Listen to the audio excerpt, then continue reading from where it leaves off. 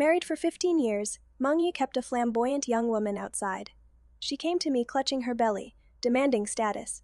Old and faded, half your body already in the grave, and without a son to see you off. What gives you the right to hold steady in the position of wife? I asked Mangyi behind her with great interest. Tell me, what gives me the right? He didn't dare say, because if I, a tiger daughter from a military family, turned hostile, her little mistress would have to cry more quietly. Every 15th of the month, without fail, I accompanied my mother-in-law to Huguo Temple to pray for blessings. In her twilight years, with too many attachments she couldn't let go of, she entrusted them all to the gods and ancestors, praying from bright sunshine until the sun set in the west. Since I had no regrets in life, and nothing to ask for, I hid early in the back courtyard, listening to the wind and watching the clouds, passing the time. Yet in the pavilion, where I often brewed tea, I happened upon an interesting young woman. Holding bird's nest porridge served by her maid, her eyes curved with a smile. Him. He is always worrying needlessly. In a temple as big as Huguo Temple, how could I and his son possibly go hungry? As she spoke, she intentionally or unintentionally caressed her belly that wasn't yet showing, her face brimming with the tenderness and joy of becoming a mother for the first time.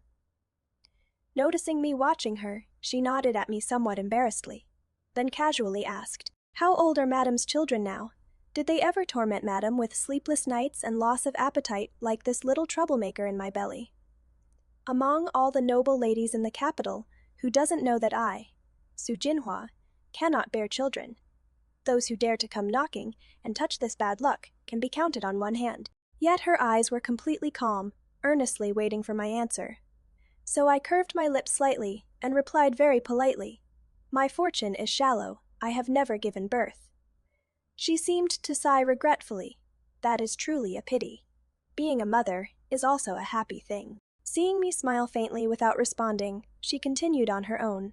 The guardian temple is very effective for praying for children. If husband and wife go together and hang a blessing ribbon, your wish will surely come true. I got my wish fulfilled, so I came to give thanks. Would Madam like to try? My heart clenched, and I looked at her deeply. I cannot bear children, but my husband doesn't want them either. Otherwise, taking in a few concubines wouldn't be difficult at all. Her smile froze, and she forced a laugh. The master must love you very much. Yes, Mangyi once loved me very much. In the 3rd year of our marriage, when the imperial physician determined we'd have no children, I tentatively requested to leave the marriage. Mangyi burst into the palace, like a madman, kneeling before me with bloodshot eyes and swearing. I only want Jinhua. I'd rather have no descendants. If I have second thoughts, may I die a terrible death. I was at peace with it, never troubling myself over the matter of children all these years. He also kept his promise. Not a single person was added to the rear courtyard. Time flies, and life is already more than half over. To be poked in the heart about offspring by a young girl is truly laughable. When helping mother-in-law down the mountain, that girl happened to board the carriage that came to fetch her. The carriage was spacious and luxurious, no less grand than the Grand Tutor's residence. The maids and servants attended to her thoroughly, with every word and sentence mentioning, as the master instructed. She too was a woman cherished and doted on by her husband. Only an ornament hanging from a corner of the carriage canopy caught my eye. It was the safety amulet that mother-in-law had prayed for and given to Mangyi last month, repeatedly instructing him to carry it with him, which he claimed over and over he had lost somewhere. Mother-in-law obviously saw it too. She quickly stepped in front of me. "Jinhua, Mother is a bit tired.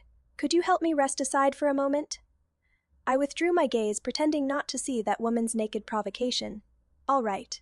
In middle age, what matters most is dignity. The young girl doesn't understand. But as the mistress of a household, I cannot afford not to. When Mangyi returned, I was holding a military strategy book, repeatedly pondering over the 36 stratagems. Subdue the enemy without fighting. Attacking the heart is paramount. "Why are you reading military books again?" He casually snatched away the military book and grasped my hand. "Were you exhausted today? Did you miss me?" I looked at him absent-mindedly, trying to find even half a flaw on that face favored by time. But there was none. Having navigated the treacherous waters of officialdom for over a decade, seasoned and shrewd, he was no longer that youth who wore his emotions on his face. In those affectionate eyes, every solemn vow was filled with my reflection. Yet, the small stain on the wide sleeve of his blue robe still gave away the secret. When he wasn't paying attention, I pinched it between my fingers and sniffed. It was crab roe. That woman had once said to her maid with a face full of spring, "My husband can't stand the smell of crab the most, but I just love it." He promised me that when I return home today, he'll reward me with a whole bowl of plump crab meat that he peeled himself. Coming back so late, he went to peel crab meat for her. I also love eating crab meat. Before I married Mungi, my father and brothers would roll up their sleeves and peel a full bowl of crab meat for me. Later, Mungi said he couldn't stand the fishy smell of crab, that even from far away it would make his stomach churn. For his sake, I never ate crab again. To this day, while I was compromising for love, he had already learned to be accommodating in love, thoughtfully accommodating another person's preferences and habits. Actually, I once had that kind of blatant affection too. Back then, I wasn't yet his wife. Just a casual remark, the mung bean cakes from my maternal grandmother's home were the softest, most fragrant, and never cloying, but it was so far away, who knew when I'd get to eat them again. He then rode alone day and night, without rest, traveled for 4 whole days, and brought back mung bean cakes from my maternal grandmother's home. Cherished by my father and brothers, I never lacked love, yet my heart still stirred for that young man's sincere and passionate attention. After all these years, the way Mungi loves someone hasn't changed one bit. It is just that the one being loved is no longer me. My heart feels stifled, and my eyes are dry and sore. They all crumbled. His hand stroking my long hair paused. "What?" I smiled. "That year, the mung bean cakes you brought me while clutching your chest still crumbled to pieces during the long, bumpy journey. Mungi, don't you think if we could have a child, things would be more complete?" His eyes that were meeting mine guiltily shifted elsewhere. "You are overthinking and craving mung bean cakes. Tomorrow, I'll have someone buy them for you." Times have changed. I stopped eating mung bean cakes long ago. Only young girls untouched by the world can be coaxed into beaming smiles with a bite of food. And I disdain searching for traces of love where there is none. He thinks I don't know that half an hour ago. He went to his mother's courtyard to seek a legitimate status for the woman outside. And that unborn child. And his mother replied with 4 words. "Remove the mother, keep the child, sir. There is an urgent matter at the Document Academy." Mungi glanced at me indifferently. "Madam, rest early. I'll be right back." He won't be coming back. That is that woman's show of power to me. I turned around and immediately summoned Lian Cheng, the guard my maternal family sent with me, a man who scouts military intelligence on the battlefield if he wants to. There is nothing he can't find out. Investigate where the master has been going recently. Don't make a fuss, and even more so, don't alert the enemy. He looked at me with great surprise. Mungi and I have been married for 15 years. And we played together bare-assed since childhood, roughly calculating. We've been together for 30 years. I would sooner suspect my powerful father and brothers of treason than believe Mungi would betray me. Precisely because of this, having one's trust betrayed, being stabbed in the back by the person closest to you, hurts all the more. At the back door of the Document Academy, there is his spare carriage.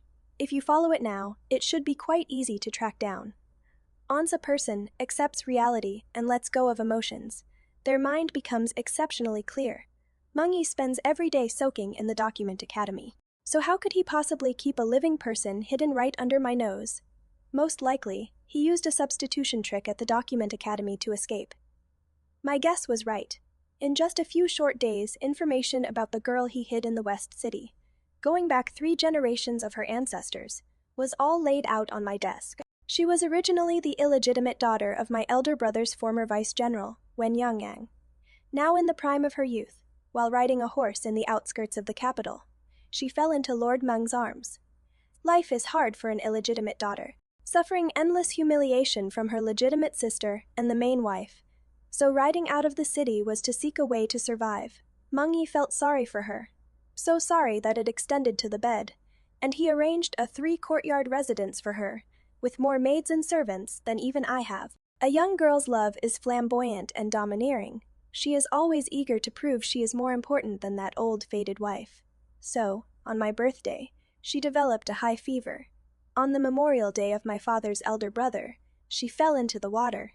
When I held a banquet, her house caught fire, time and again, making Mengyi choose to abandon me, even when she knew I had a South Sea pearl hairpin bestowed by the Empress.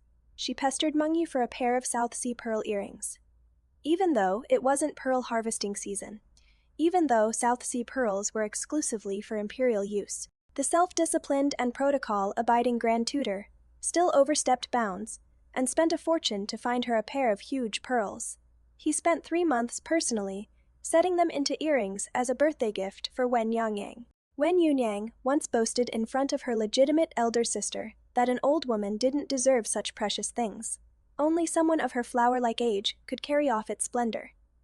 Time and again she overshadowed the old woman's elegance, time and again proving that she held the #1 place in his love. And Mengyi, from beginning to end, knowingly indulged her.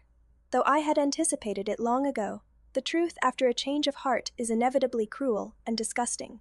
Yet I still felt a faint heartache. My youthful affection also had its day of swallowing needles and swords. But I, Su Jinhua, have never been willing to suffer losses. If you give me a needle's point, I will surely return you a blade. Just a pair of Eastern pearls. I have even bigger ones. It is just that he shouldn't have made me pick up what others discarded. Before last year's birthday, Mengyi pestered me for a long time, asking me about the fashionable styles, designs, and craftsmanship of earrings in the capital. I couldn't stand his pestering and asked him back what he wanted to do. He touched his nose and muttered quietly with a wronged expression. I just wanted to make a pair of earrings for my wife with my own hands. Why can't you just pretend you don't know? I held up the lamp and explained to him in detail for the whole night. He listened attentively and told me to wait for his good news. My heart was filled with sweet anticipation for his surprise. But on my birthday, what he gave me was a pair of white jade bracelets. I asked him about the earrings, his face stiffened, and he lowered his head. My craftsmanship isn't good enough, better not make a fool of myself. He gave his heart to another person, leaving me with nothing but half-hearted gestures. That pair of bracelets, only after getting the little girl's permission, was he able to send them to me. I wore them every day, thinking they were full of affection. But it was all another person's humiliation of me. Long before that, he went to Jiangnan for half a year, bringing official business and also bringing her. During those 6 months, he took her on night tours of the Qinhuai River, carried her on his back to climb to the peak of Mount Huang, and on the endless Yangtze River. He held her in his arms and was intimate with her for a whole night. All the places I once enthusiastically took him to visit, he revisited them all, with a fresh beauty like a flower. The old woman who made osmanthus cakes for us, with her dim old eyes after asking about my recent situation, congratulated him on getting what he wished for, finally obtaining a precious daughter, whose appearance even resembled mine somewhat. The little girl stuck her neck out defiantly. I am not her daughter, that old woman from the Qi family. How could she have such good fortune? What did Mengyi say about it? Oh, he smiled and tapped her nose, laughing at her for being a petty little trickster, getting jealous over nothing important. Why, bring up other people's sore spots. Just bear me a few more children. So I am just an unimportant, other person, after all. His words were like a dull, painful slap across the face, shattering my youthful affections with a resounding crash. Wen Yangyang, having received such clear and passionate love, proudly said to the servants, "An old, faded woman. What does she have to compete with me? Once I give birth to the Grand Tutor's eldest son, she'll have to swallow her pride, like a fly, and obediently accept me into the household. Serve me well, and raise my son well too." The little girl hung my child's prayer, plaque around a dog's neck, and smugly pouted as she asked Mengyi, "What about that old woman in the courtyard?" Mengyi paused for a moment, his tone becoming lighter and lighter, not important. In the river of time, we had reached a relationship not worth mentioning. Our paths diverged as we went our separate ways, and I have no regrets about that. What I hate is that Mengyi trampled on my feelings. What I hate is that they desecrated my child. The abbot clearly said that the prayer plaque must stay with the parents, to pray for a prosperous and peaceful next life for the child who died unjustly. Yet he indulged others in hanging it around a dog's neck for their amusement. As parents, they plan far ahead for their children, even for generations to come. I can only say, Mengyi is unworthy of being my child's father. The rain was heavy at night. I sat withered in the corridor, desperately clinging to the past until half my body was soaked. The cold and heartbreak nearly tore me apart, and my so-called husband, in another courtyard, accompanied his little girl listening to rain and tasting tea, never once glancing this way. He held her, speaking in gentle, soft tones. Mother said, if it truly comes to the point of tearing off all pretense, the Meng family absolutely cannot be left without descendants, so we can only be ruthless. Remove the mother, keep the child. The one to go is the legitimate mother. The one to stay is our child of love. After hearing Liancheng's word-for-word report, my heart felt like it was being squeezed, so stifled I couldn't breathe. I should have realized long ago, after 15 years, people change. The Meng family has always been weighed down by the life-saving debt to the Su family, and has long harbored resentment. Fearing public opinion, they haven't made things difficult for me over the matter of heirs. But now, with a legitimate blood heir right before their eyes, how could they bear to let go? And the Meng Yi of today is no longer that bright young man who rode 1,000 miles for a plate of mung bean cakes. What he can't let go of is the family fortune I brought with me. What he can't tolerate is others laughing behind his back, that he has no son to see him off in death. What he covets is a young body and the sense of achievement from being worshipped and admired. But wanting it all is just too greedy. Even if the inner court has worn down my sharp edges, I am definitely not the type to swallow bitter water and compromise just to seek a perfect resolution. That pair of jade bracelets, I smashed them to pieces in the pouring rain. The feelings are shattered. The one at fault isn't me, and the one who deserves to die isn't me either. It is the betrayer who should swallow 1,000 needles. At daybreak, Meng Yi returned to the manor with a body full of cold. The young lady had left a conspicuous love mark on Meng Yi's neck. I pointed at that nauseating red mark and teased. The person outside is too bold. She probably doesn't know the bloodline of the Su family. She could die halfway and not even know what it was for. Meng Yi looked at the bracelet I had smashed, and his brow twitched. I accidentally ate peanuts and broke out in a rash, that is all. How could the bracelet break for no reason? I smiled lightly and replied, jade is fragile. Not as resilient as Eastern pearls. Comparatively speaking, I still prefer Eastern pearls. His eyes darkened as he searched my face for answers. I remained unmoved and simply handed him the medicinal soup his mother drank daily. Golden gardenia jade is too precious. Now that concubine Shu is pregnant, she needs it herself, so I can't ask for more. As for mother's side, I'll have to trouble you to make a trip. After all, 10,000 times of careful attention can't compare to one instance of dissatisfaction. It can completely lose people's hearts. Meng Yi confronted me for a long while before finally taking the medicine bowl. You've always been the best at taking care of mother. Fine, since you've come to ask me, I'll make this trip for you. Watching his tall, upright figure stride out the door, I casually added, filial piety and devotion have always been for one's own sake. My 15 years of devotion and care were only because I never treated you as outsiders. You shouldn't forget that. Meng Yi turned back in surprise, but I held my tea bowl without giving him a single glance. He went to his mother's courtyard with a belly full of questions, spending another hour scheming. If he knew that the medicine delivered day and night was meant to take his mother's life, would he still be able to smile? Liancheng had never seen me with eyes red from hatred. Hidden in the darkness without showing himself, even I didn't know where he was standing. That little girl outside is so brazen, giving me so many shows of power. Shouldn't I send a gift in return? I remember Vice General Wen has a hot temper and can't tolerate any nonsense. His daughter is making such a disgraceful spectacle. Shouldn't he do something about it? Like a gust of wind passing by, the treetops trembled, and I knew Liancheng had left. That night, under his mother's warnings, Meng Yi became wary of me. Fearing that the little girl he'd hidden away would slip up and be harmed by me, he no longer dared to run to the west side of the city. But that little girl was too thoughtless, sending people to summon him again and again. Watching Meng Yi's absent-mindedness and frequent distraction, even as his pen tip dropped an ink blot while writing, he didn't notice. I then put down my brush and ink. If you have matters to attend to, you may go ahead and deal with them. Being so divided in attention like this will only result in losing on both ends. His face turned pale, and he fearfully withdrew his thoughts. No, I specifically set aside a day to spend with you. Though he said so, in less than half a shichen, amidst the servant's panicked hesitation to speak. He made an excuse about having urgent matters and needing to leave the estate, tossing me the scripture he had copied halfway for the child. Watching his hurried figure about to step out of the courtyard gate, I couldn't help but call out, "The road is slippery in the rain, be careful with every step." After all, at our age, being able to handle everything properly is already no easy feat. If you truly take a big fall, then everything will be lost. His figure paused for a moment, but he still resolutely left. I withdrew my gaze, my tone icy. "I hope you won't do something foolish for love." In the end, Mengyi didn't do anything foolish. His young lady was blocked on the street by her legitimate mother and sisters from the estate, forced to kneel on the ground, and slapped repeatedly across the face. Her once fine face rapidly changing appearance. The foul language from the crowd of onlookers degraded the young lady as worthless. Like mother, like daughter, both are goods that climb into beds.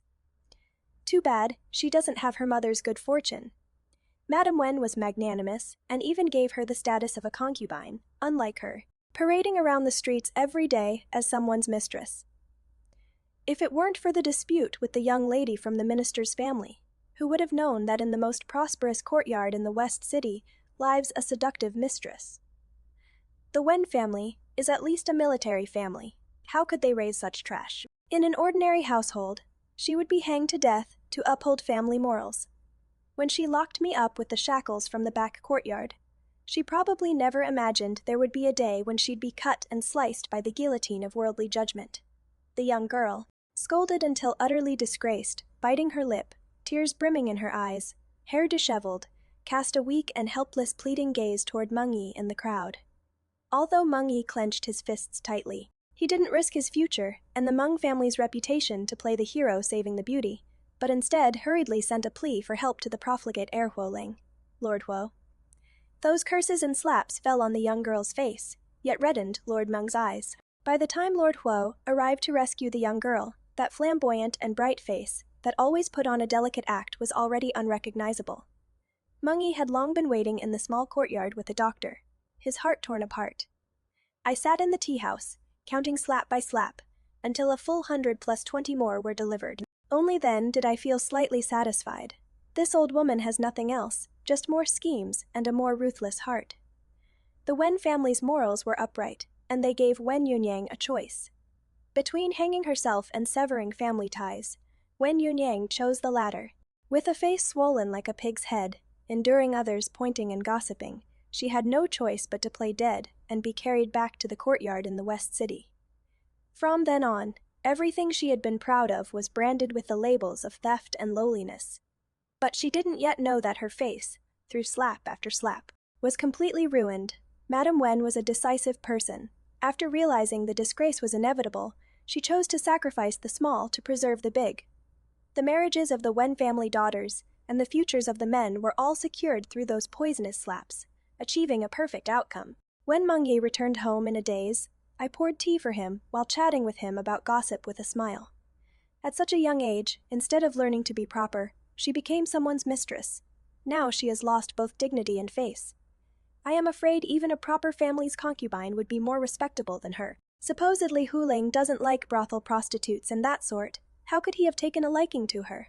Anyon with eyes should know what kind of upbringing and background would produce such shameless behavior. To have mixed with her on West Street for 3 whole years, he must be blind too. He really couldn't stand listening anymore and slammed down his teacup with a thud. Madam has always been sparing with words.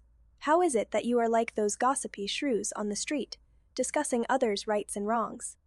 I grabbed his hand, and when he saw the bloodstain on his cuff, his pupils constricted, and he instinctively tried to pull back, but I held on tightly, while helping him wipe it off. I smiled without warmth reaching my eyes. I just feel sorry for the lady of the household. Such a huge pile of shit smashed right in her face. Just the disgust alone will haunt her for life. Mengyi's body was trembling, but I suddenly raised my eyes and locked gazes with him. Husband wouldn't let me suffer such disgust, would he? After all, I've never been one with a gentle temperament. Mengyi forced out a strained smile. Of course not. Our affection for each other, how could it compare to outsiders? Mother needs to take her medicine. I'll be right back. He fled in panic, and I poured the tea he had drunk onto the ground. Our affection has long been like spilled water, irretrievable. She is the one who is now the apple of your eye. The young lady may be detestable, but a dog that betrays its master to steal food is truly unforgivable. Meng hadn't left the estate for many days. Even with medicine, worth a fortune, being used on the young lady, it couldn't save that flower, like face of hers. Meng was anxious and restless. Finally, while I was busy praying for our child's blessings, he secretly left the estate to send her his care. In the private room of Zhuxiang Pavilion, the young lady wore a veil, crying and sobbing as she burrowed into Meng's arms, acting coquettish desperately. "Didn't you say I was soft and fragrant, that you'd die happily on top of me? How could you bear not to enter my boudoir for so many days? Are you disgusted by the scar on my face?" Meng coaxed her repeatedly. "Nonsense, even with the scar. You are still the irreplaceable treasure of my heart." The young girl softly hooked her arms around his neck. "Sleeping beside that old woman, don't you feel disgusted? Don't you miss me? Do you even know how much I miss you?" "Fool, in my heart and eyes there are only you, mother and son. It is an expedient measure. Please bear with it a little. That is a tigress from a military family. How could I not make thorough preparations and let you walk into the tiger's den?" He coaxed her, gentle and meticulous, tearing off strips of roast duck meat bit by bit, carefully laying them on her plate, then smilingly feeding them into her mouth one bite at a time. The little girl got a piece of candy and smiled with the corners of her mouth curved up. "Then you mustn't go feeding yourself to that tigress. You are mine alone. You can only give everything to me." As she spoke, she stood up, lifted the hem of her skirt, and twirled around. "Take a look. Does this outfit of mine match those Eastern pearl earrings? They say these pearls are even bigger and brighter than eyeballs. Next time we're intimate, I'll have you use the tip of your tongue to take them off for me." Meng's hand paused while tearing the duck leg. He pulled the person into his arms, and just as he was about to lean in and take a bite of those vermilion lips, he looked up and saw me standing outside the door with a beaming smile. He was so terrified that his whole body stiffened, staring blankly at my smiling face, panic written all over him. Back then, the young girl was still pouting, burrowing into his arms, while acting coquettishly. "You are really being outrageous. This place is far too embarrassing. Then don't blame me for biting you silently like I did on the boat. If the old woman finds out, don't blame me." Sensing Meng's stiffness and trembling, she also opened her eyes with a hint of reproach. But the moment she saw me, her expression froze, and she hid behind Meng. The scar on her face had been decorated with lace patterns, with lifelike butterflies blooming on her cheek, adding a touch of alluring charm. These seductive techniques were enough for a noble household's mistress to study for a lifetime. No wonder Meng couldn't let her go.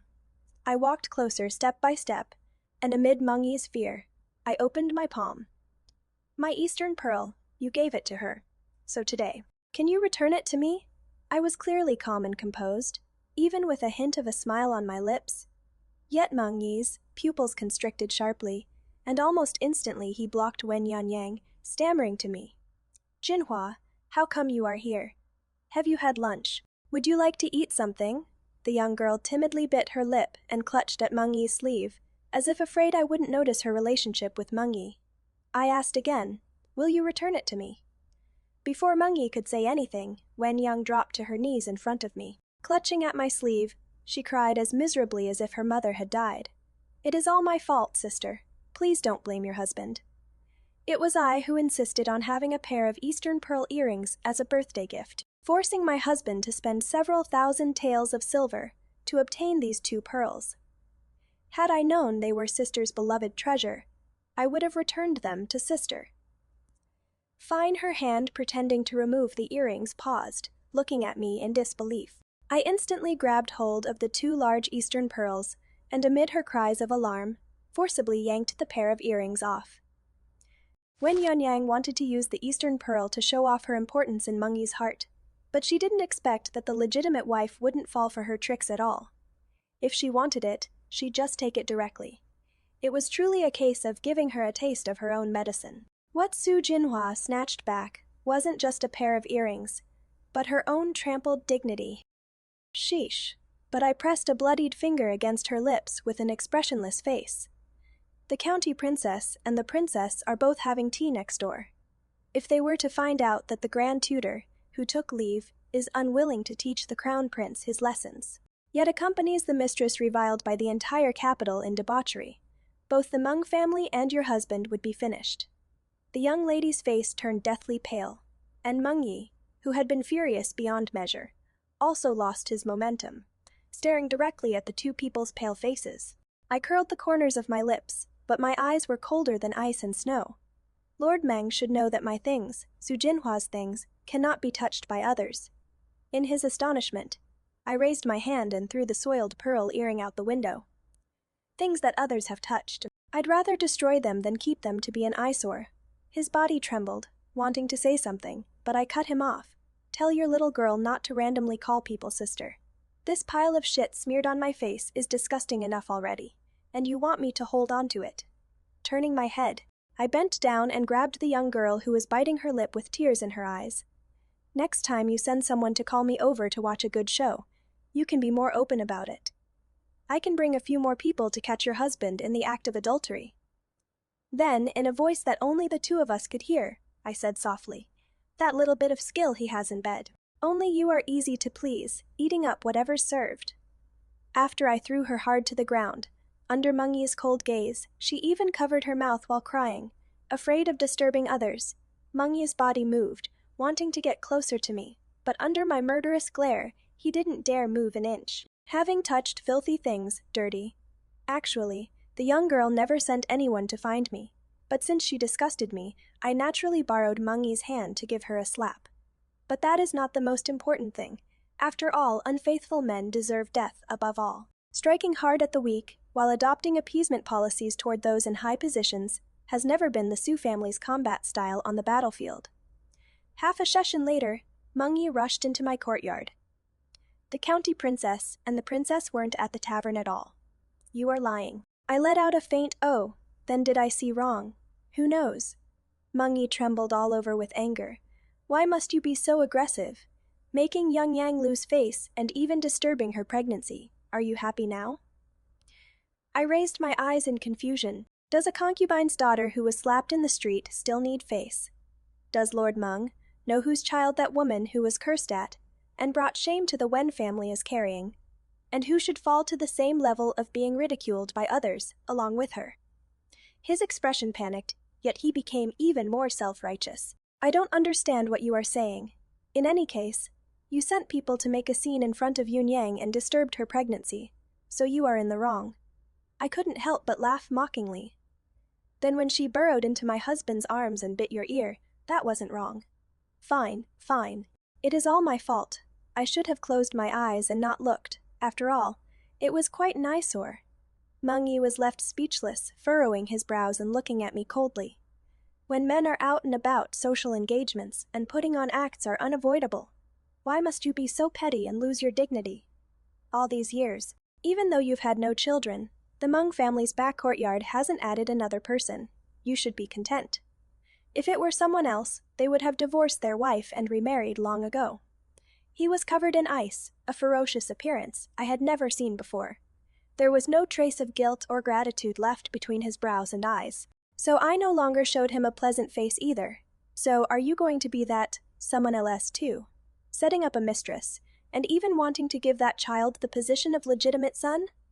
The resentment in my heart could no longer be suppressed, turning into a cold roar. If not for the fact that when your Meng family fell into trouble that year, I rode 1,000 miles to the frontier to beg my father and brothers for help, how would the fetus in my womb have turned to blood and water? The life-saving grace between my Su family and your Meng family has now become the blade you, Meng Yi, used to stab me with. You've performed this act of repaying kindness with enmity and petty behavior far too convincingly.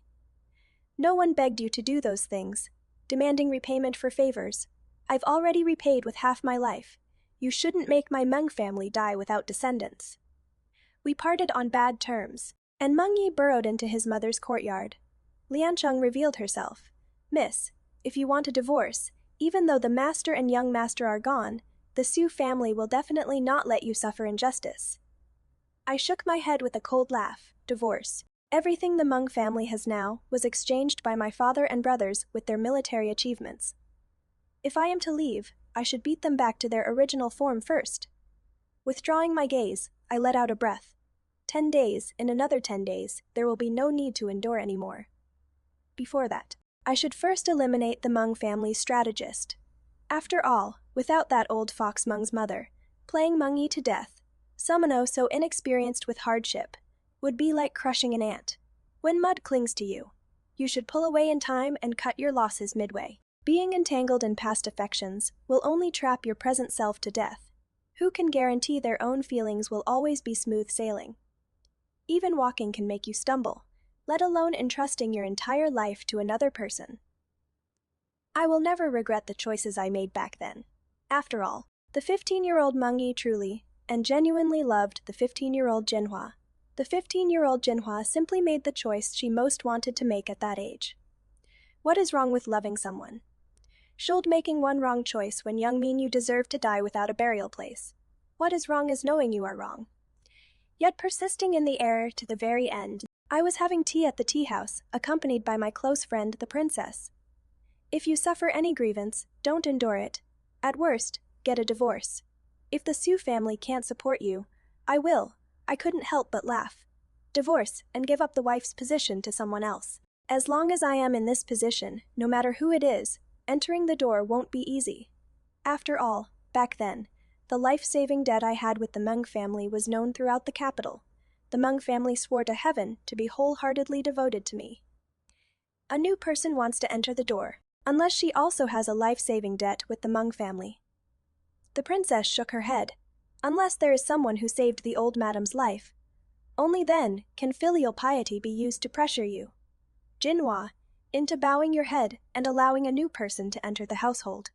Otherwise, any act of betrayal and treachery, once impeached, losing his official position, would be the least of Mengi's worries.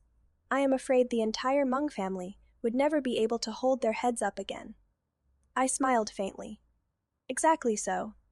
Wen Yang, separated by only a door, heard everything. So she and Mengi plotted together to stage a life-saving act of grace when the old lady went out of the city to worship Buddha. The old lady, who was usually accompanied by me, not only refused my company, but even, to avoid leaving any loopholes, only brought 2 dowry nannies along. Mengi watched his mother's back as she boarded the carriage, unable to hide the smile at the corner of his lips. Thanks to mother's monthly worship of Buddha, she has brought the Meng family over a decade of peace and prosperity. I smiled without responding. For 15 years, the Siu family's protection and my painstaking efforts to ensure everything ran smoothly had become, in Mengi's mouth, the blessing of gods and Buddha. Then let's see if the gods and Buddha will protect his mother from today's calamity. Without needing to pray to gods or worship Buddha, I entered the palace to have tea, admire flowers, and chat leisurely all day with my cousin, Imperial Concubine Shu. Imperial Concubine Shu, being with child, was especially cautious. When she had me accompany her, she allowed no one to disturb us. So when I returned to the manor treading on the fragmented sunset, the news that the old lady had fallen into water and was in critical condition only then reached my ears. Even though I immediately brought the imperial physician back with me, it was still difficult to save the old lady from a crooked mouth, slanted eyes, and half-body paralysis. The imperial physician said regretfully, "The old madam replaced the golden gardenia jade with silver gardenia jade. Although the efficacy doesn't differ much, it has many taboos, especially it cannot be exposed to cold. Now that her body has been soaked in cold water and treatment was delayed, from now on she can only recuperate carefully. She absolutely cannot have major emotional fluctuations, otherwise there will be no way to save her." The imperial physician left.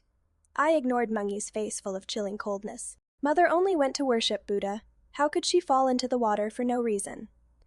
Mengi's mouth opened and closed, but he didn't respond. After all, under their scheme, bandits blocked the road, and Wen Yang drew his sword to help. Although he suffered superficial injuries, he completely protected Mother Meng. With the life-saving grace achieved, I could only grit my teeth and accept her into the household.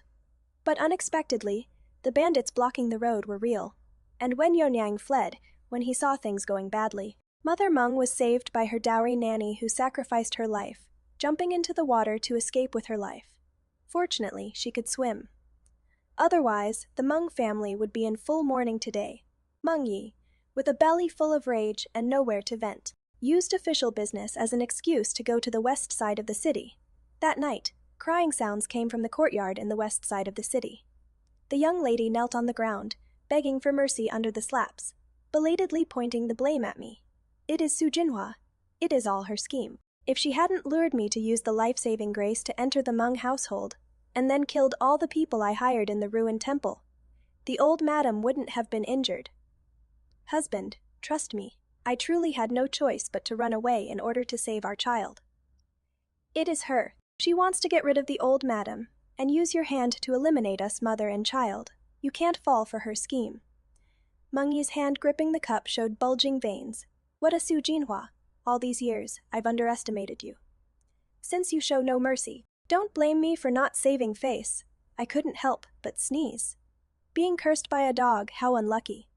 Mengyi, fearing his little girl would fall into my hands, protected her with layers upon layers of security in the courtyard in the west part of the city.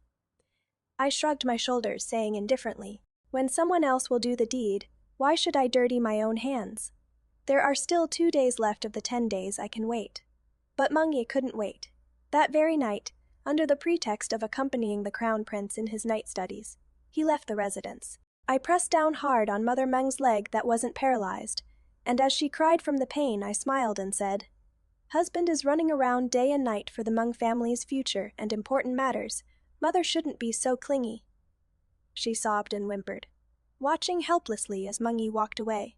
Meng Shefu, the concubine-born daughter I had brought back home, wore a cold smile as she poured scalding medicinal soup into Mother Meng's mouth.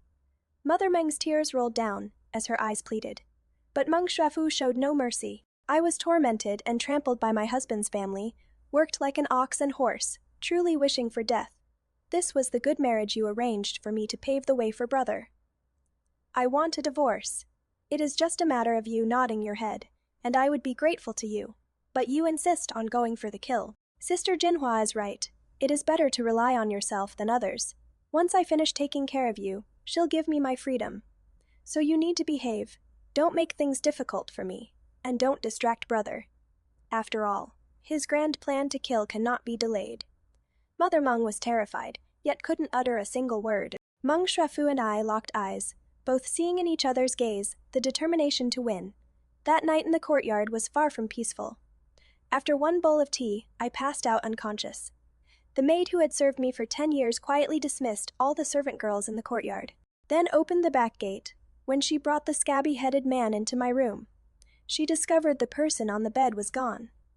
She frantically pulled back the covers, but I stood behind her and laughed. Are you looking for me? The instant the scabby-headed man turned around in shock, I knocked him out with a chop of my hand. Then, the lights blazed bright, illuminating the maid Xiao Yuer's face deathly pale. Madam, what are you doing? Why aren't you sleeping at this late hour, summoning everyone in the courtyard? Meng Shefu emerged from behind the crowd, naturally, to catch the traitor. You shouldn't have learned from your sister to be disloyal to your master. Sister Jinhua is not my concubine mother. You people can't scheme against her. Before Xiao Yuer could argue, she was tied up and dragged away. When Mengyi came rushing over with a lantern to catch us in the act, I was playing chess with Shui Fu under the lamplight. With one move, she lost the entire game. Sister truly has not lost your strategic prowess from back then, thinking 5 steps ahead with each move. Shui Fu admits defeat wholeheartedly. Mengyi froze outside the door, his affectionate eyes searching all around. The corner of my lips curved up slightly as I deliberately asked, Husband, are you looking for little fish? He concealed his panic. Not at all. I merely saw the lights blazing in Madam's courtyard and came to take a look. Since there is nothing wrong, I shall go to the study. Wait. He turned around. Xiao Yuer had an illicit affair with an outsider and was caught in bed. She violated the household rules, so family law has been carried out. As I spoke, I clapped my hands twice. A bloody corpse was carried before Mengyi. He was instantly so horrified that he staggered back 3 steps and couldn't help but vomit into the pile of mangled flesh. If I hadn't prepared in advance, I would be the rotting flesh now. Noble family women who lost their reputation, those who could survive like his young lady, were few and far between. Even requesting a divorce in this world was extremely difficult. I am not the one who made the mistake. Why should I bear a ruined reputation and implicate the younger generation of the clan? Therefore, Meng Yi and I are destined to fight to the death. I sneered and waved my hand, and the corpse was carried out. The adulterer was sent to the authorities by me. After all, since he came to my courtyard, I had to get to the bottom of it. Meng Yi's expression changed drastically. Absolutely not. Meeting my profound gaze, he awkwardly explained, the privacy of the estate, how can it be exposed before others? For the sake of dignity, madam should quickly stop them.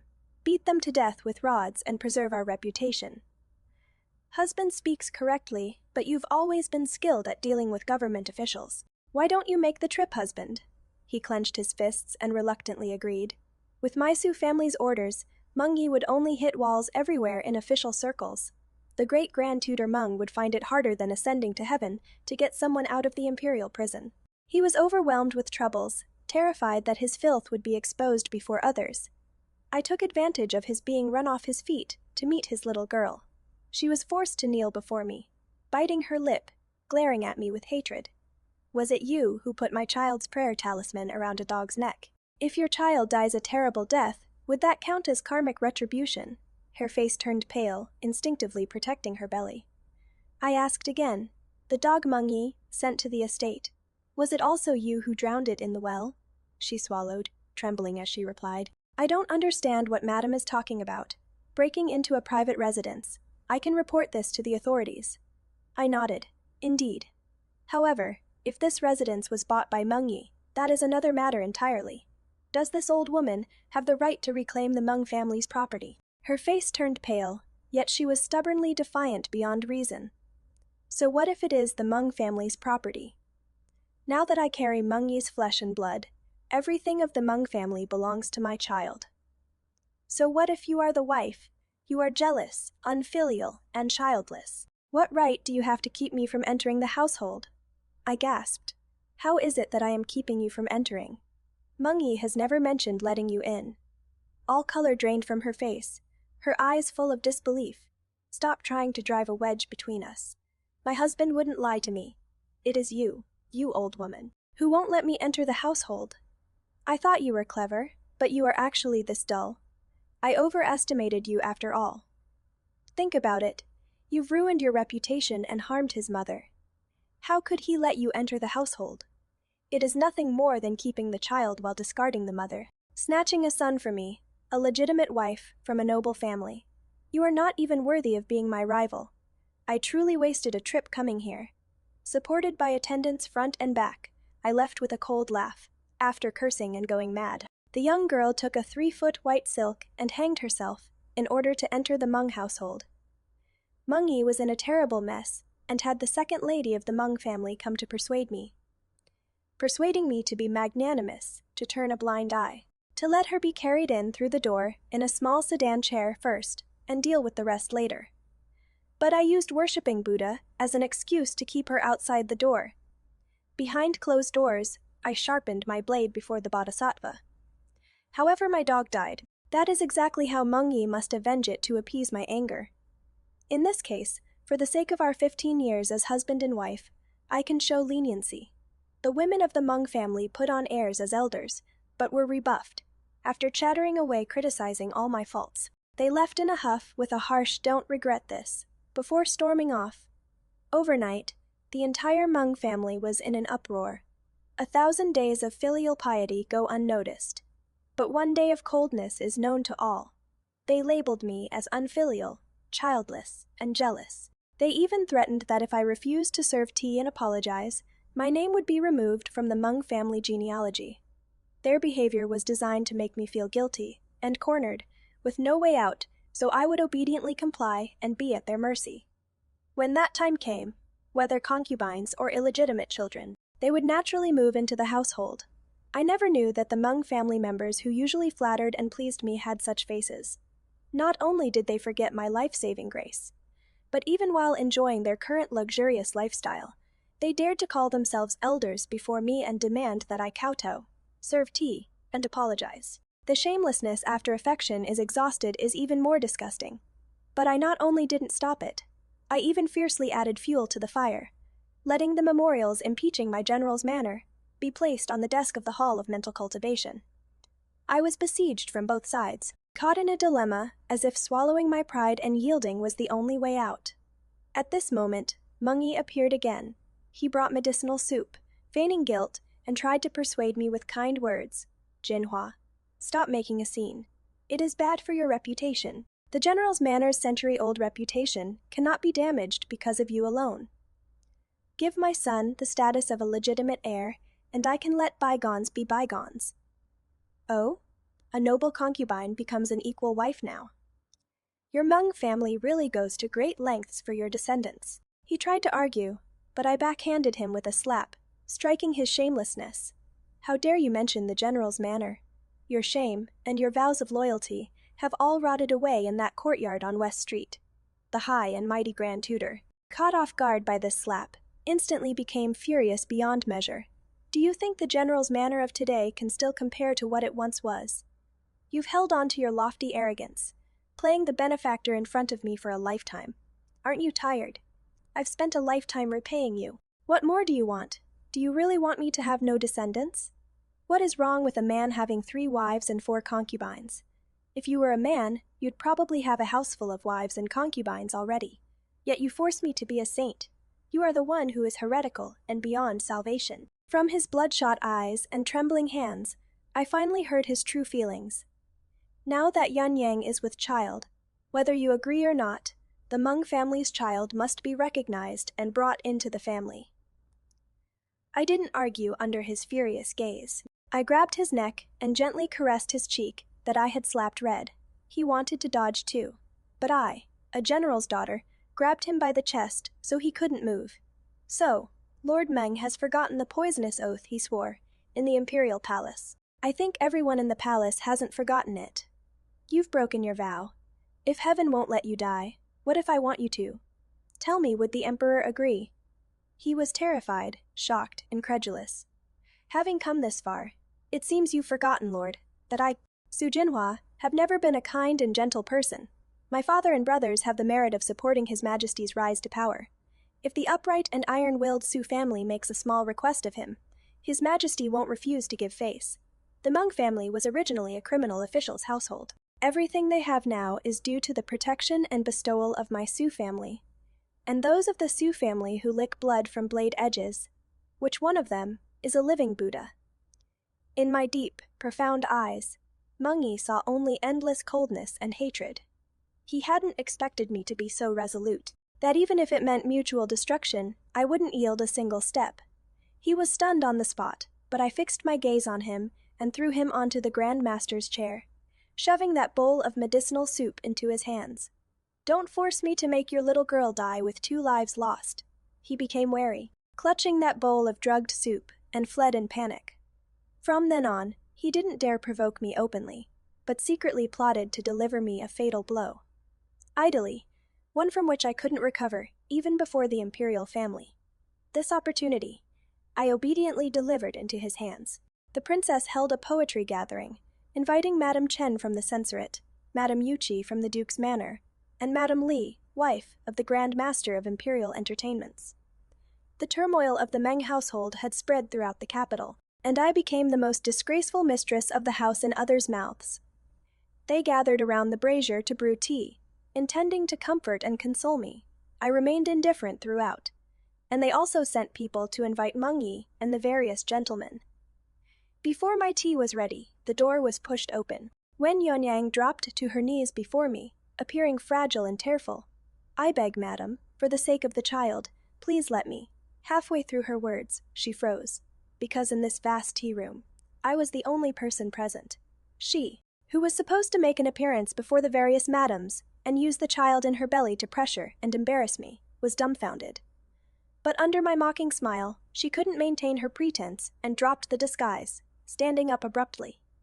You bitch, what is there to be so smug about? 30 years old, past your prime, half your body already in the grave, yet so wicked with such meager fortune and fate, you deserve to lose your father and brothers and your short-lived son too. Now the declining general's manor can't even back you up anymore. At your age, when you die, you won't even have a son to see you off. What right do you have to keep me from entering the household? She was hysterical, and due to her excessive agitation, Even her hairpin had gone askew. I walked toward her step by step, grasping her chin with a smile, and amid her shrieking, helped straighten it for her. So after being a mistress for 3 years, you are finally starting to demand status, even going so far as to stage a rescue scheme, harming the old madam until she is bedridden and paralyzed. Yet you still won't repent. She glared at me fiercely. So what if I did? My husband is willing to trust me and indulge me. What can you do about it? A hen that can't lay eggs gets to monopolize the Grand Tutor's manor. What gives you the right? I looked at Mungyi outside the door and asked with great interest. Mungyi, tell me, what gives me the right? Mungyi stood outside the door, his face covered in frost. Huoling, who came with him, deliberately turned his head away with forced casualness, pretending not to see. The moment Wenyang saw Mungyi, she instantly changed her expression. Husband, she said, she is going to kill me and my child. Said that even in death she won't let me enter the Meng family's door. Husband, I don't care about myself. As long as you love me and cherish me, I am fine with everything. But what about the child? I've been a bullied concubine-born daughter my whole life. I don't want my child to be even worse off than me. He should have his own father, his own home.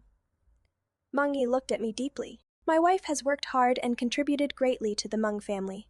How could you poke at her sore spot? Wenyang knowingly turned her head and grabbed onto my sleeve. Sister, I was wrong. I apologize to you. I'll kowtow to you, as long as you. I merely pulled back my hand that she had grabbed, and she fell down with the momentum, her belly hitting straight into the corner of the tea table. Mungyi rushed over like a madman and held her in his arms. A beauty in tears was truly heart-stirring. Husband, I am in so much pain.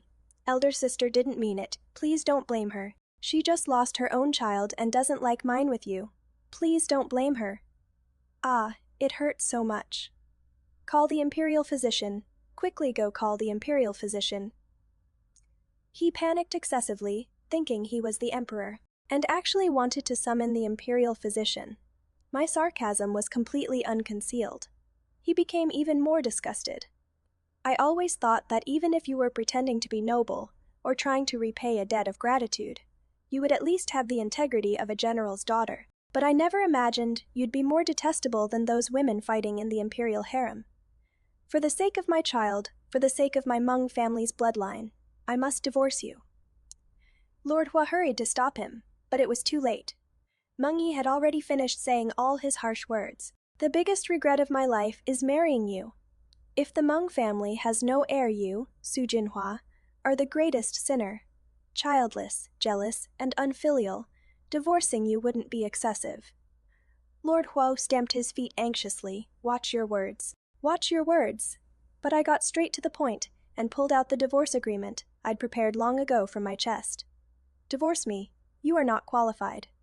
Mutual separation is your best choice. I'll take the child the Meng family lost as my retribution, but I am waiting to see yours. Thinking they can make a fortune off my Su family by divorcing the wife, the Meng family's abacus beads have bounced out onto the main street. At this moment, Mungyi finally understood from my determination that the severed ties of over a decade between him and the Meng household were not the Meng family's choice, but rather my, Su Jinhua's calculation. The consequence of divorce would be that everything from the Su family would be carried back to the Su residence. When that time comes, the Meng family would have absolutely nothing. His eyes darkened, and the arms holding Wenyang unconsciously tightened.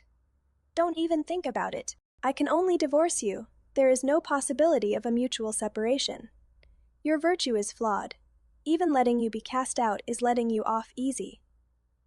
In an instant, the screen partitioning off another space was pushed open.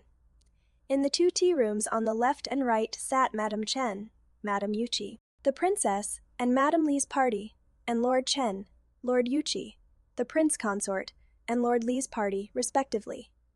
Indulging a concubine to offend the legitimate wife, favoring the concubine and destroying the wife before she even enters the household. Lord Meng prides himself on a lifetime of integrity, yet it turns out he cannot distinguish right from wrong. The princess pulled me to her side. That lowly woman started hurling insults at Jinhua the moment she entered, and was especially disrespectful to the general and his son. If I don't punish her today, the world will think that our royal family is heartless and ungrateful, forgetting the blood the Su family has shed, and the countless merits the Su family has accumulated for Dayue. Summon, drag her out, 50 strokes of the rod, throw her in the heavenly prison to await His Majesty's judgment. Having been husband and wife with him for 15 years, how could I not know his scheming and methods? He thought his assassination attempt was foolproof, like Jing Qi assassinating the king of Qin, but he walked right into the Hongmen banquet I had carefully prepared, trying to make me throw a rat trap but fear breaking the vases, to grit my teeth and acknowledge his little girl before the censors. He thinks too little of me, but I am too useless. Jinhua, what exactly are you trying to do?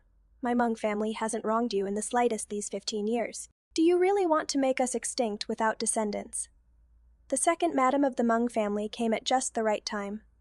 Madam, you've been listening next door for so long. You must have heard how that bitch cursed and insulted Jinhua. But you let her twist the truth in front of your nephew. At that time, why didn't you come out and speak a fair word for Jinhua? Now, for the sake of your Meng family's precious grandson, you are finally willing to come out. Madame Yuchi is an aunt from my clan. She has never taken the Meng family, who rose through imperial consorts, seriously. Even though she made second Madame Meng clutch her chest and tremble with anger, she wouldn't let up. If I had known the Meng family had such family values and upbringing, I should have advised old General Su and the young general back then. Why suffer kneeling for 3 whole days in front of Yangtze Hall for such a family? If they knew from the grave that the ungrateful wolves they saved are bullying their daughter and sister like this, even as vengeful ghosts, they should come with spears and take your heads. With every sentence Madame Yuchi spoke, Mengyi's face grew paler, and by the end, he no longer dared to lift his head. The Meng family has been safe and sound for 15 years, and he has already forgotten the scene where the entire Meng clan knelt outside my Su family's gate to express their gratitude. He has also forgotten that kindness shown in times of need, betrayal, bullying, and even humiliation. This is the Meng family's repayment to me. Lord Yuchi held a confession and coldly spread it before Mengyi's eyes. In an instant, all color drained from his face. Conspiring with an outsider to scheme against one's own wife, in all of Dayue, I am afraid you won't find a second person as shameless as this. With such moral character, you'll likely be a bad influence on His Highness the Crown Prince. Mengyi stood frozen on the spot, unconsciously casting a pleading gaze toward me, but I handed over the divorce papers instead. Sign it. As for her, the person in his arms shrank back as I pointed at her. Do whatever you want with her. He raised his eyes to meet mine. Those eyes that in his youth would show amazement at seeing me, that lit up when I agreed to marry him, that stayed red and swollen for a year after losing our child. Those deeply affectionate eyes, in the end, still held hesitation and regret. A middle-aged man is the same realistic and clear-headed.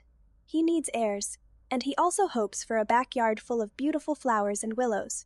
But he is also reluctant to cast aside a wife with a good background, who conducts herself properly, who helps him solve problems, and who can be his support. Jinhua, is there no other choice? I shook my head. Spilled water cannot be gathered up again. This is the most dignified way to part, as Lord Meng should know. Even if you can't bear to part with my Su family's power and influence, you should be clear about my temperament. Su Jinhua, in front of everyone, humiliating him by saying he covets my Su family's power and influence. Even for the sake of a bit of pride, he would choose to divorce. His pupils contracted, and the beauty in his arms trembled. In the end, he nodded. Once the brush falls. There is no regret. The Su and Meng families parted ways. But what awaited the Meng family was being stripped to the bone. The dowry my father and brothers gave me. The imperial rewards, my years of management. I moved it all away. The world praised my unyielding integrity, not inferior to my family's reputation. And the Meng family, lacking in virtue, suddenly went from living in luxury to being unable to make ends meet. Even the children of the Meng family's clan members, studying at the capital's academy, were sent back home, with no books to read. And the grand tutor, who in front of everyone wanted to ruin his wife's reputation for the sake of his mistress, was impeached, despised, dismissed from office, and beaten with boards. At this time, they remembered that Mengyi's position as grand tutor was obtained through His Majesty's favor, bought with the lives of my father and brothers. The Meng family women cursed viciously. Ungrateful wretch, an ungrateful wretch who can never be tamed. This is forcing our Hmong family to death. Without silver, without livelihood, such a large family can't even survive on porridge. Hmong Yi dared not say much. That year, after the Hmong family's property was confiscated, the Hmong family had nothing left. Everything the Hmong family had afterward was all given by the Su family. Su Jinhua never mentioned it, so they all took it for granted that everything belonged to the Hmong family. No wonder she schemed to get a divorce. It was to pull the rug out from under them, kicking everyone in the Hmong family back to their original state, then watch them live, worse than dogs, even wagging their tails and begging her for mercy. Hmong Yi felt a nameless fire rising within him. It is fine. Over the years, Yunyang in the west part of the city has saved up quite a lot of good things. The Hmong family won't be left destitute. I don't believe the Hmong family can't survive without Su Jinhua. It is just that Yunyang insists on an 8-bearer bridal sedan to bring her through the door. What do you all think? The Hmong family members instantly perked up. She has resolved the Hmong family's predicament and can bear legitimate sons for the family. An 8-bearer sedan. It is then. Perfect timing to slap the Su family daughter in the face too. But they didn't know they were digging their own graves when they took their meager belongings to go to the small courtyard in the west part of the city. They discovered it had long been deserted, and even the courtyard had been sold to a merchant at the low price of 1,000 taels. To treat the scars on her face, Wen Yang burned her bridges and used strong medicine. Even if the fetus in her womb came to term, it would either die or be disabled. Now that the Hmong family had fallen, and they still wanted her to drain her savings to support the whole family, how could she be willing? She fled the capital overnight with her valuables. Unfortunately, the carriage was luxurious and attracted the attention of bandits. Just as she reached the outskirts of the city, she was abducted. Within 3 days, the methods and tortures of Daofeng's stronghold had turned him into a broken, bloody corpse. Well done, Liancheng. Father giving you to me was the greatest wealth he left me. Perhaps I saw wrong, but my praise brought a slight blush to iron-faced Liancheng's cheeks. The next day, Shuifu and I sat in the corridor, watching the boats. The Hmong family has no hope of recovery now. Sister Jinhua is truly formidable. Formidable how? Just a concubine's daughter. Getting rid of her without anyone knowing would be easy as pie. The only reason I've dragged it out till now is to deliver a fatal blow to the Hmong family. After all, the aphrodisiac she added daily to Hmong Yi's tea bowl, combined with my tea, could truly make Hmong Yi sterile forever. I said it before, since I lost my child because of the Hmong family, I absolutely cannot let him trample on my pain and have a house full of children and grandchildren. At some point, rumors began spreading through the streets and alleys, saying that the main wife of the Hmong family had no son because Hmong Yi had injured his ability to have descendants when the family suffered calamity. And it had nothing to do with Su Jinhua. Hmong Yi couldn't bear such slander and went to find the best physician in front of everyone. The result was like a bolt from the blue. Hmong Yi had damaged his foundation and had no chance of having descendants. He didn't believe it and sought out countless physicians one after another. But the results were remarkably consistent. Hmong Yi's whole body trembled, and he collapsed to the ground on his rear. Everything he had schemed for his descendants was now like a joke. He kept saying, Su Jinhua had no son, kept treating companionship as a reward, only for the boomerang to hit him square in the chest in the end. The Hmong family had previously abandoned wealth and glory to part ways with the Su family for the sake of an heir, and were even praised by scholars for their noble character. Now, having acted like petty villains only to end up destitute, they were truly trampled by everyone. Even the Hmong family members parted ways because of this, taking away the Hmong family's remaining money and returning to their ancestral home in Linyang. Upon hearing the news, Mother Hmong was heartbroken and grief-stricken, vomiting blood and dying. How could someone as proud as Hmong Yi endure being cursed by thousands? Like a homeless dog, he huddled with his head in his hands, living day by day. Yet he was still chased and mocked and cursed at. Mental torture far exceeds physical torment. The once high-spirited Lord Hmong was now haggard and aged, looking decrepit. Unable to bear the suffering, he decided to head south back to Linyang. Before leaving, he knelt outside the Su residence, begging to see me. Holding the broken white jade bracelet and the Eastern pearl earrings he had retrieved after having his leg broken, he tearfully recounted word by word how he had wronged and failed me. He even brought up my wholehearted efforts and sincere planning for him and the Meng family, begging me to give him a chance. So he had known all along about the 15 years of devotion and dedication. But when there was a more self-serving choice, he was completely blind. In the end, he didn't ask for my forgiveness, only to see me once, wanting to apologize to me in person. The fierce wind and rain battered his frailty until he was on the verge of collapse, but I didn't see it. After being betrayed by everyone, the prodigal son returns. But I am not his mother. I won't forgive or tolerate him. Holding Xuefu's divorce papers, preparing her luggage for her. Are you really going to Jiangnan? Why not come with me to the northern desert instead? She shook her head. You'll uphold General Su's legacy. I'll fulfill Auntie's unfinished wish. Going in opposite directions, we should part with smiles. If you can't bear it, I'll end up crying. I couldn't help but laugh, stuffing the banknotes I'd scraped together from the Meng family into her luggage. A girl's happiness and fulfillment should come from living for herself. May your life be full of blooming flowers. May you live the rest of your life freely. Such a good girl shouldn't be anyone's sacrifice for clinging to power and status. She should be the free wind, carrying the fragrance of flowers, blowing to any corner she wishes to go. Meng Xuefu was originally used as a tool to cling to the powerful and wealthy. Her family arranged a terrible marriage for her, and she suffered endless torment, but she didn't accept her fate. Following Su Jinhua, she broke free from her shackles and chose to go to Jiangnan to fulfill her own wishes.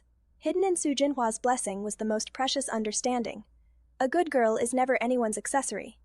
She shouldn't become a stepping stone for others to climb up for the sake of prospects or status. Nor should she be held hostage by voices telling her to seek stability or find someone to rely on. A woman's happiness has never been about marrying well, but about living well, not being defined by status, not being bound by others, fulfilling one's own heart's desires, living boldly and freely. This is the most precious fulfillment. On the 5th day after Xuefu headed south, her faithless husband, who had been entangled endlessly with another woman, came before me. If Meng Xuefu admits her mistake, pours tea and apologizes to Yuner, I can let bygones be bygones, take her back to the manor, and give her the position of equal wife. Otherwise, given the Meng family's current situation, even as a concubine, no one would dare take her. With a long spear, I beat him black and blue as he spoke so confidently. Where did this mad dog come from, daring to bark wildly at my Su family's door? Never mind that Xuefu already signed the divorce papers and doesn't want you anymore. Even if she hadn't signed the divorce papers, I'd make a scene all the way to the emperor if I had to, and I'd still seek freedom for her. Such a low-life scum. If you want to see Xuefu, wait till your next life. When I threw the Prince of Linen out of the manor, he was still shouting in disbelief. Impossible. She is just a mere concubine-born daughter. Being able to become the prince's consort is a blessing earned over 8 lifetimes. How dare she not want me? You are lying to me. I want to see her. I want to see her. After the heavy door closed, I packed my luggage to go to the frontier where my father and brothers had once guarded. Liancheng stood behind me with pursed lips, a barely noticeable hint of amusement surging in his eyes. I suddenly turned around. You are quite pleased with yourself. His expression turned flustered. Behind my back. You broke all 4 of Mengyi's limbs, threw him on a merchant ship, and left him to fight beggars for food in the southern barbarian lands, to live out the rest of his life in destitution. Did you think I wouldn't know? He lowered his head, not daring to respond. You did very well. You were 1 step ahead of me. The best revenge against someone so self-righteous is to take away everything they cherish. He wants many children and grandchildren, so I'll make him have his line cut off. He wants to rise step by step and become a dragon among men, so I'll trample him underfoot and make him live worse than a beggar with all 4 limbs intact. Death is too cheap for him. A fate worse than death is eternal torment. Every single day and night from now on, he'll be filled with regret, regretting that he ruined the wealth and glory that was within his grasp. Swallowing needles daily is his retribution. Liancheng looked at me with admiration, so I poured cold water on him again. But you still held back. You should have gouged out his eyes. For someone so blind, what is the point of keeping those eyes? Then, should I go over there and finish him off? I suppressed my laughter and tossed the bundle into his hands. We're heading north tomorrow. Where would we find the time for that? Greed is the root of destruction. Those who scheme endlessly will eventually reap what they sow. Wen Young coveted the title and wealth of the Grand Tutor's wife, going so far as to use pregnancy and life, saving grace as bargaining chips, pressing Su Jinhua step by step, even plotting to harm Mother Meng, and trampling on others' dignity. The Meng family coveted offspring and power, indulging the mistress and betraying their benefactor, thinking that removing the mother but keeping the child would preserve the family foundation. But despite all their scheming, they ultimately couldn't escape the backlash brought by greed. Wen Young's face was scarred. Her unborn child was in danger. And finally, when she ran away with the money, she was abducted by bandits, ending up with not even her bones remaining. The Meng family became destitute after losing the Su family's support. Meng Yu was left without descendants and abandoned by all, finally reduced to a beggar, spending the rest of his life in regret. This shows that greed is poison to human nature. It makes people lose their conscience, cross moral boundaries, and stop at nothing for immediate gains. But all the scheming in this world cannot escape. Karmic cycle: if you try to plunder what doesn't belong to you, you will eventually lose everything you originally had. If you hurt others for profit, you will eventually be devoured by that very profit. True stability never comes from scheming and plundering, but from being down to earth and staying true to one's principles. Don't covet fame that isn't yours. Don't seize benefits you don't deserve. Only then can you go far steadily. I am Faye, and that is all for now.